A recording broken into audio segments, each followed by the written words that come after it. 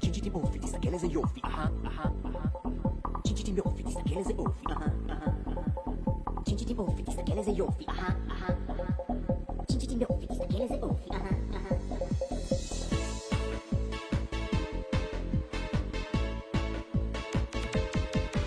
יש המון אנשים בעולם, ואני רק אחת מכולם, ועודני קטנה, אבל כבר מבינה שכל אחת וכל אחת כל כך יחיד ומיוחד.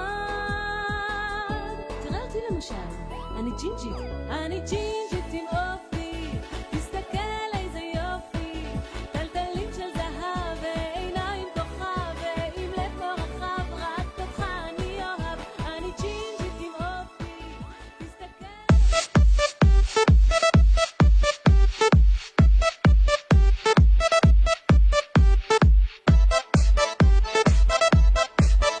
Tal como lo prometimos, nos vamos a Costa Rica. Allí nos espera Brian Acuña. ¿Cómo estás, Brian?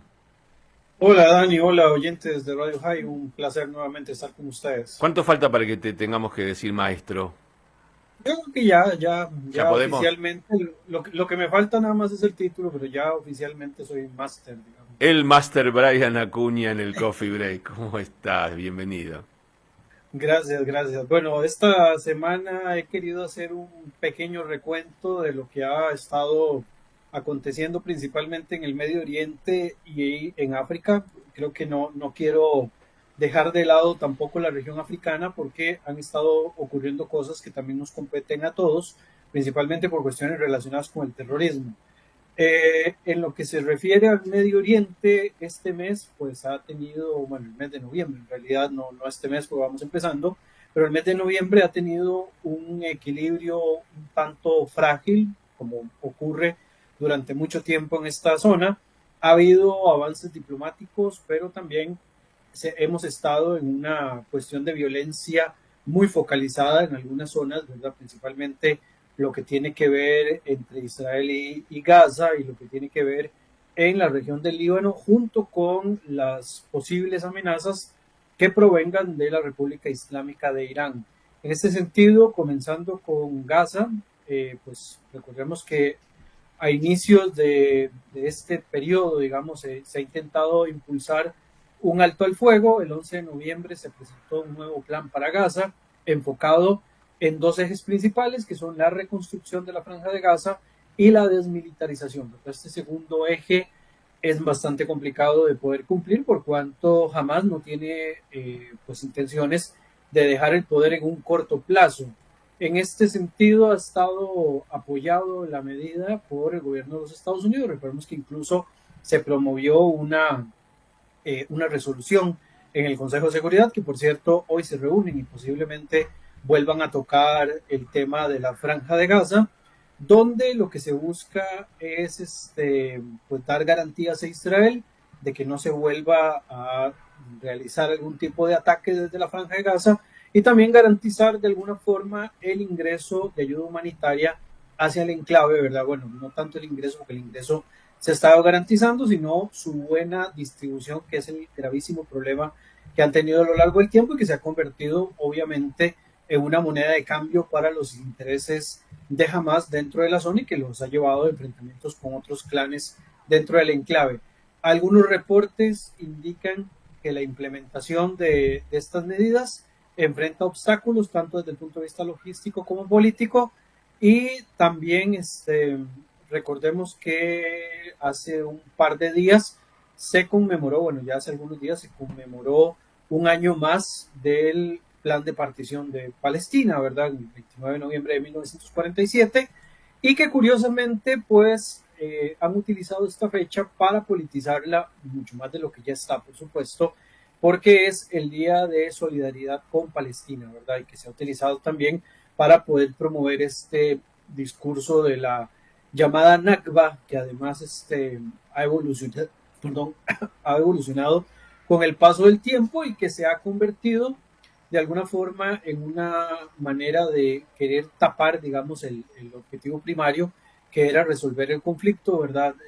Es algo muy común que se ha dado con respecto a este tema de Israel y los palestinos, que es querer cambiar fechas de un sentido y darles otro, ¿verdad? Para no solo desvirtuarlo, sino también para desjudaizar, tal vez de algún modo, las medidas, ¿verdad? Lo mismo ocurre, por ejemplo, con la independencia de Israel del 14 de mayo, donde se le da más énfasis a la cuestión del 15 de mayo asociado con la guerra que lanzan los árabes con respecto a Israel. Y también en estos días se recordó los 850,000 judíos que fueron expulsados de los países árabes, ¿verdad? Y de Irán durante el periodo de la independencia de Israel, y de los cuales pues se habla muy poco en cuanto al análisis que tiene que ver con esto. Dani, no sé si quieres hacer alguna observación. Sí, no es por observación. Mucha gente no sabe, y yo me encuentro entre los que no sabe del todo bien, el tema de la Nakba.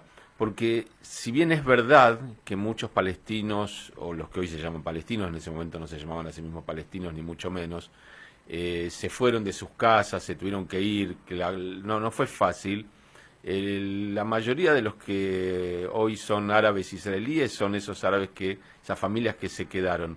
Pero por otro lado, quería preguntarte por qué razón la gente se indigna tanto con el hecho de que algunos palestinos hayan tenido que ir cuando se creó el Estado de Israel, siendo que ellos proponen un Estado palestino, entre comillas, libre de judíos. O sea, los colonos que están en Judea y Samaria no podrían permanecer allí, ser parte del Parlamento, tener derechos, votar, si así lo quisieran.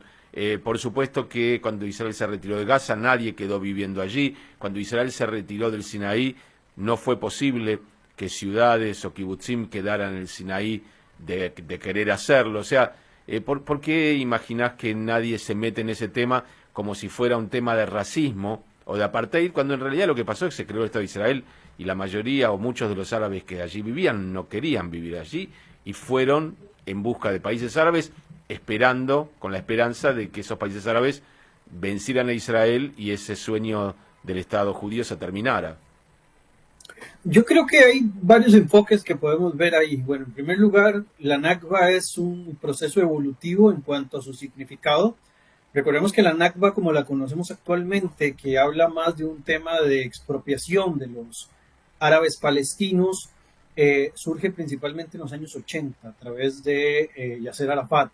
El concepto sí, digamos, nace incluso desde el mismo proceso de independencia de Israel, pero inicialmente la Nakba tenía que ver con la creación del Estado judío, no tenía que ver necesariamente con este tema del desplazamiento, porque el desplazamiento viene después. Bueno, no es que viene después, o sea, ocurre en el momento, pero lo que voy es a que el significado, dándolo desde esa visión, es posterior, ¿verdad? Es más reciente. Pero También hubo una condición para la creación del Estado de Israel, o sea, hubo una decisión del Estado de Israel de que aquellos árabes que vivían en su territorio se tuvieran que ir, porque yo hasta donde recuerdo, incluso en la proclama de la independencia, se menciona que todos los que quieran vivir allí, no importa su religión, sus orígenes, pueden hacerlo.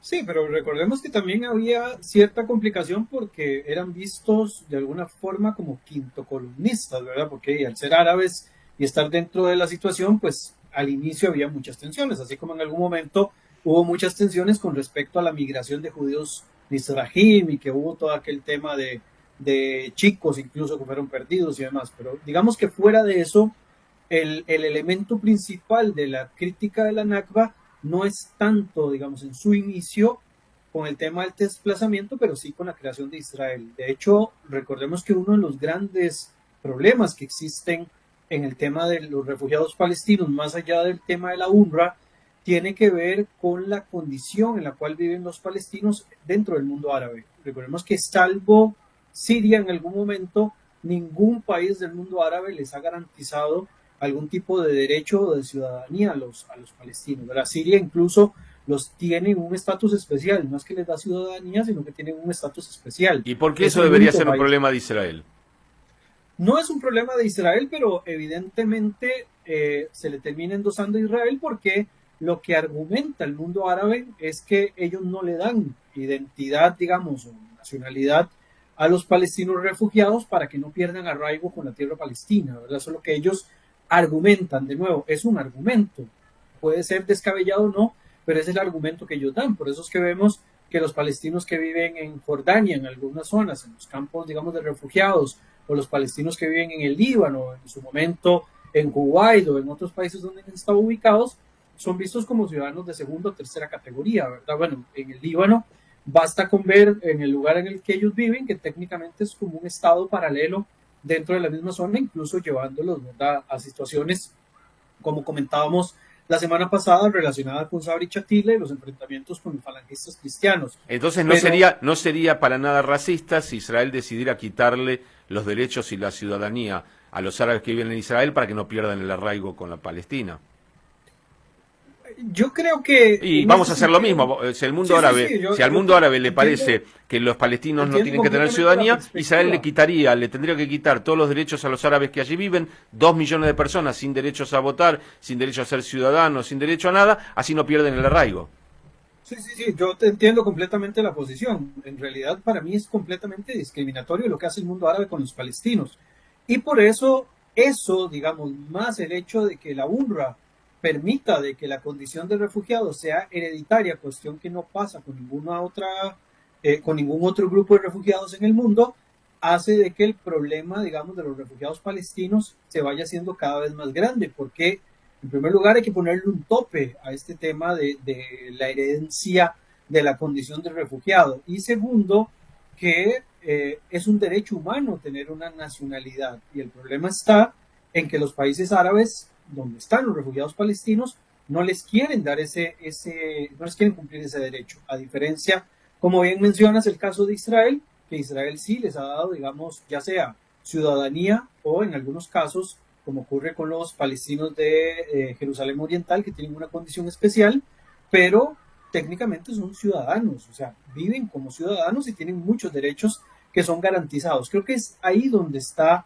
la gran diferencia entre una condición y la otra. Con respecto al tema que mencionas de los asentamientos, que es un problema, uno de los grandes argumentos que se dicen no es tanto, bueno, sí tiene que ver, digamos, con la población porque no quieren judíos dentro de su territorio, pero fuera de este tema, uno de los grandes problemas que ellos mencionan es, digamos, el comportamiento que tienen algunas personas dentro de los asentamientos que los consideran un tanto violentos, ¿verdad? Entonces, a partir de ahí, pues también hay un problema estructural que, no sé, absorber la población de los asentamientos va a crear también un constante conflicto. Es No digo que, que no Brian, debería garantizarse, debería de, vos sos un porque son estudioso ciudadanos. vos sos un estudioso de este tema. Queda claro que todo lo que estás mencionando son las excusas que tienen los palestinos para nunca tener un Estado. Porque, Sin duda. y claro, o sea, si nunca podemos resolver Jerusalén, si nunca podemos resolver los refugiados, si nunca podemos, entonces nunca tenemos Estado. Y como nunca tenemos Estado, seguimos cobrando el dinero de la Unión Europea, seguimos cobrando el dinero del mundo árabe, seguimos cobrando el dinero de Estados Unidos y Israel tiene que hacerse cargo de todos los problemas. Porque la realidad es que esto tiene una solución muy fácil. Muchachos que quieren un Estado palestino, los judíos que viven allí van a ser ciudadanos con todos los derechos del futuro Estado palestino si quieren, si no se pueden ir, por supuesto, porque la mayoría de los palestinos que se fueron de Israel se fueron por propia voluntad, con la esperanza de que unos días después volvían. No hubo una ley de expulsión. Yo creo que en este punto das, digamos, en el clavo de la parte más importante. Si no se garantiza o si no se quiere ser parte de este eventual Estado, tienes la oportunidad de irte. Yo creo que eso es, digamos, como la gran opción, pero nadie ha querido meterle mano al tema desde ese enfoque. El enfoque siempre ha sido en responsabilizar a una de las partes y no, digamos, asumir el rol de que hay una responsabilidad compartida en todo este tema. Obviamente es muy complicado, pero plantear, por ejemplo, de que judíos que viven en Judea y Samaria puedan ser parte de un eventual Estado palestino, posiblemente vayan a haber muchas discusiones, no solo a lo interno de los palestinos, sino incluso también a lo interno de Israel, ¿verdad? Porque Israel debe garantizar también la seguridad de los judíos que viven en este caso en esa zona, pero sin ninguna duda creo que das en el clavo. Definitivamente alguien tendría que ponerle fin al tema de los refugiados, o sea, decir hasta aquí se acaba, digamos, el tema de los refugiados, ya a partir de acá no existe más el tema de los refugiados y a partir de este número de personas es donde podemos marcar quién puede considerarse refugiado o no, desaparecer la UNRWA, que de todas maneras no sirve para nada, y por el otro lado, empezar a buscar soluciones desde esta perspectiva que planteas. Si hay judíos viviendo en las zonas que eventualmente pasarán a ser Estado palestino, darle la posibilidad de convertirse en ciudadanos palestinos de ley y de derecho, y que eventualmente se vaya resolviendo ese punto. Pero creo que es de las decisiones menos populares que podrían plantear, pero Está bien, pero creo que das en el clavo. yo sé que casi ningún judío hoy de un asentamiento, de una colonia, se quedaría. Lo que digo es, si los palestinos tuvieran voluntad de tener un Estado, sería una gran movida decir, señores, no hay ningún problema, si se quieren quedar aquí, el Estado palestino les va a dar la ciudadanía, formen su partido político, están nuestras leyes, van a tener que respetarlas. Sería un gran paso para ellos para decir, gente, nosotros no echamos a nadie. Sin embargo, no lo hacen porque mirá si llegan a hacer eso y se reúnen los colonos de Judea de Samaria y dicen, ¿sabes qué? Nos quedamos. Vamos a hacer eso. Creemos que esta tierra nosotros nos queremos quedar. Acá criamos nuestra familia. Por supuesto que no les gustaría, porque Israel es un estado apartheid con 2 millones de árabes viviendo y ellos quieren ser un estado absolutamente no apartheid, libre de judíos. Sí, es súper interesante. De hecho, el planteamiento me parece súper interesante, pero me gustaría ver que alguien lo plantee, a ver qué ocurre. O sea, que alguien lo plantee seriamente, me refiero. No que alguien lo tire al aire, digamos. Acá, obviamente, desde Latinoamérica lo podemos opinar pues de una forma un poco más libre o más fácil, pero creo que sí sería interesante que alguien haga ese planteamiento, ver hacia dónde al final de cuentas se dirige el punto. Creo que no me va a dar chance de poder analizar todo lo que quería, pero no hay problema, me excedí. Es súper valioso. No solo de peso. Sí, a mí me parece que es súper valioso y la verdad creo que hay muchas cosas que plantear y buen análisis y buena, ¿cómo podría decir?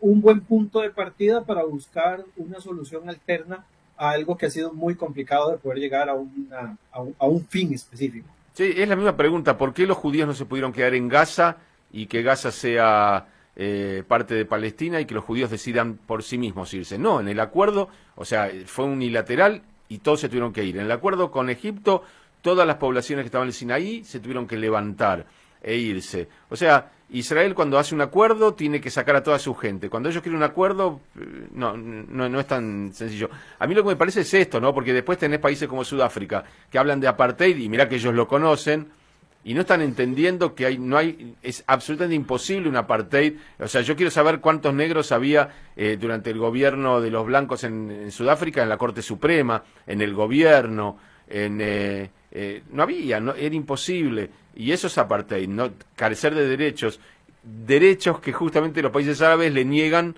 a sus hermanos, entre comillas, para que el desarraigo. No es por eso, es porque no los quieren, porque básicamente quieren perpetuar la idea de que son parias y que no tienen tierra, y nada, de una manera saben también que Israel no va a desaparecer, así que queden ahí en el limbo y poder tener un montón de gente sin derechos. Y es una situación muy similar a la que viven los saharauis, con la diferencia de que los saharauis han ido quedando en el olvido conforme Marruecos ha ido ganando más interés a nivel internacional. Creo que los palestinos tienen ese problema. Si en algún momento empiezan a perder interés internacional, como está pasando, digamos, con los últimos acuerdos territoriales y pierden fuerza militar, es posible de que lleguen a una condición muy similar a la que están viviendo los saharauis con respecto al resto del mundo árabe. Obviamente, no tengo las pruebas suficientes para decirlo, es súper especulatorio, pero si me apego de lo que ha pasado con los saharauis desde los años 70 del siglo pasado a lo que ocurre en la actualidad, los saharauis cada vez son menos populares y es posible que cada vez sean más, sea el discurso pro-marroquí el que se llegue a imponer. Y muy parecido va a pasar con los palestinos si no se llega, digamos, a buscar alguna solución para ellos, porque en la condición actual creo que van a ir quedando cada vez más aislados desde esa perspectiva. Otra solución sería práctica. Los 2 millones de árabes que viven en Israel pierden su ciudadanía y se tienen que ir al Estado palestino. Y los israelíes que hoy viven en lo que sería Estado palestino se tienen que venir a Israel. Es un intercambio justo. Ambos hicieron sus vidas y tienen sus familias en una tierra, pero bueno, a los efectos de que haya paz y que haya Estado, los 2 millones de árabes a vivir en el mundo árabe y los judíos a vivir en el Estado judío. Y así no nos peleamos más. Anda a preguntarle a los millones de árabes si quieren dejar de ser israelíes para ser palestinos o para ser jordanos. Sí, sí, ese es muy buen planteamiento. Creo que podemos después profundizarlo un poco más. Se nos va el tiempo, pero nada, pido perdón. Pero, No.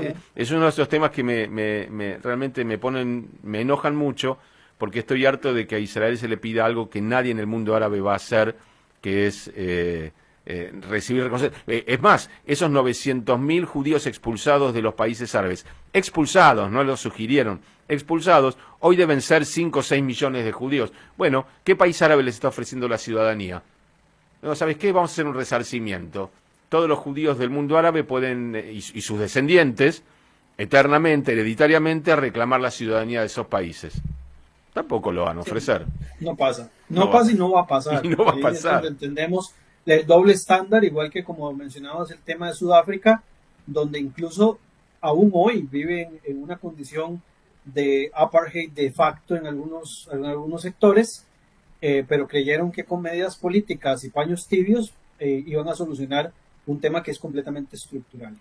Preguntad, Francia, Inglaterra y otros países critican a Israel por racista. Vos mirás la selección de Francia o de Inglaterra, queda un blanco y 20 negros. Y la pregunta es, ¿cómo es que eso sucedió? Y bueno, porque han colonizado por todas partes, han traficado con gente, han violado mujeres. Israel es un estado apartheid. Es muy raro, ¿no? Esa es la doble vara. Decirle que un inglés le diga a Israel que es un estado colonialista es por lo menos un chiste de mal gusto. Igual que un francés, igual Sí. que Un portugués. No hay cara en qué persinarse y en una radio judía mucho menos. Hay un israelí que hace stand-up que dice algo muy simpático. Dice, mira, uno puede evaluar quién es colonialista o no por los idiomas. O sea, ¿por qué razón se habla portugués en Brasil? ¿Por qué razón se habla portugués en algún lugar de África? ¿Por qué todo Estados Unidos y Canadá hablan inglés? Porque, bueno, me dice yo, mi pueblo, el pueblo judío, no puedo conseguir que hablen hebreo, ni siquiera los judíos. O sea, yo tengo que ir a hacer un stand-up para judíos en Nueva York y lo tengo que hacer en inglés. O sea, ¿qué clase de colonialismo es aquel que no conseguís que hablen tu idioma ni siquiera los tuyos afuera? Bueno, habría que evaluar por qué la gente habla los idiomas que habla y qué hicieron esos países y qué siguen haciendo, por supuesto. Bueno, nos vamos porque es el mediodía aquí, seguramente muy temprano para que arranques también allí. Abrazo grande y la semana que viene la seguimos. Prometo no interrumpir. Que estén todos muy bien. Chao. Chao, chao. 11:58 por aquí, hablando de 8, 25 grados 8 la temperatura en la ciudad de Buenos Aires. Seguimos en el Coffee Break, ya estamos casi al mediodía. Estamos por dar vuelta al disco. Qué vejestorio soy.